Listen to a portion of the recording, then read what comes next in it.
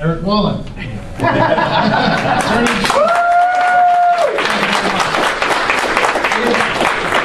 Thank you. When we talk about Rhode Island, there are so many good things to talk about. We have wonderful, hard-working people in this state who have sacrificed so much to make it what it is. We have a wonderful coastline, which creates a tourism industry that allows Rhode Island to thrive. But we have real problems. And you know that because you're here. And I'm going to ask you, are you tired of having your tax dollars wasted and lining the pockets of the political insiders in this state and taken from you who have better ways to spend it? Are you fed up with that? Hell yeah! Hell yeah! All right. Are you ready to take back your state government and return it to people with integrity and with leadership and who have the courage to stand up for the taxpayers of this state? Are you ready to fight for that? And if you're ready to fight, I'm ready to lead. My name's Erik Wallin, and I'd like to be your next Attorney General. One of the issues that I've been speaking out about quite a bit lately in the last few months has been public corruption. Public corruption is not some esoteric term.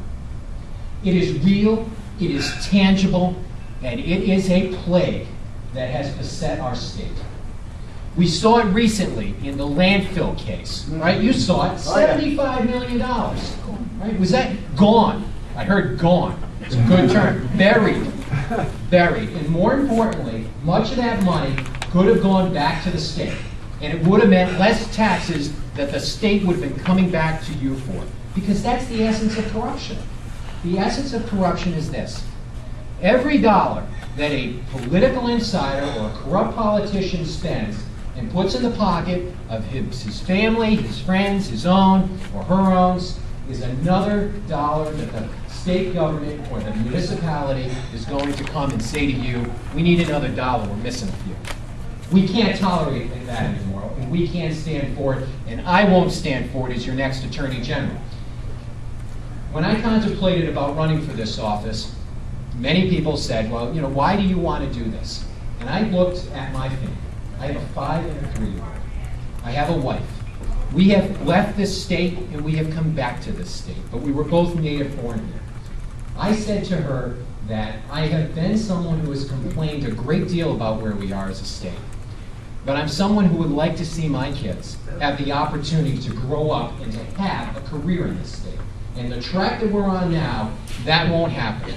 So I'm in it not just for the opportunity to create a better future for my kids, but an opportunity to create a better future for all Rhode Islanders, both senior citizens and our children and our working families. But we can only do that if we take on public corruption. Now, I have the experience. I have been an Air Force captain after graduating from Roger Williams Law School here in Rhode Island. I joined the United States Air Force to serve my country. I was a military lawyer. Prosecuted federal criminal cases for the Air Force. I went on to become a person of leadership in that I oversaw an office that provided defense services to 6,000 military members. I went to Washington, where I supervised and trained and mentored officers and enlisted personnel at 21 major installations in this country, over the eastern half of the United States. So I know what leadership is because I've seen it at the highest levels and I've done it myself.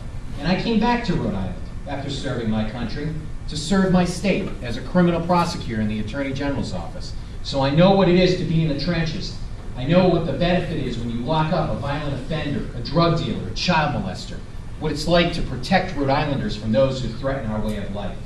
And as your Attorney General, I will fight the good fight on behalf of all Rhode Islanders. I will go after the corruption in this state. I will protect our children from the child predators that lurk in our neighborhoods as well as online and threaten our children.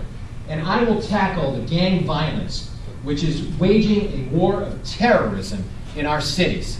And it is not just limited to those cities. But even if it was, we have a moral responsibility to address the crime wave that has been set cities like Providence and Woonsocket and Pawtucket, where families cower and people are worried about whether a bullet is going to come through a window and kill a family member or maim them as they're going out to work for a late night shift. We have to address those issues. They won't stay there, and they're going to transcend into the other communities of our state, as we've already seen. Cranston. We see that Mayor Fung has a gang problem in Cranston now. We see gang tags in Newport, and gang tags are spray paint on the wall of buildings. You've seen them, right? Some of these are gangs. You know what that is? That is a billboard for violence. It means the violence is coming to a community near you.